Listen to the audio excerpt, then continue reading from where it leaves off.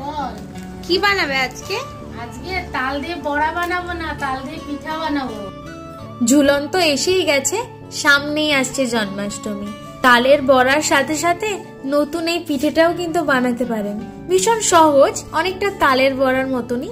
কয়েকটা উপকরণ দিয়ে বেশ সুন্দর করে বানিয়ে ফেলা যাবে। আমি প্রথমে বেশ বড় দেখে একটা তাল গুলে তার কাঠটা বার করে নিয়েছি। এবার একটা কড়াইতে তালটা দিয়ে একটুখানি নাড়িয়ে চাড়িয়ে তার মধ্যে দুধ দিয়ে দুধটা ফুটে উঠলে তার মধ্যে দিয়ে দিতে হবে পরিমাণ মতন সুজি।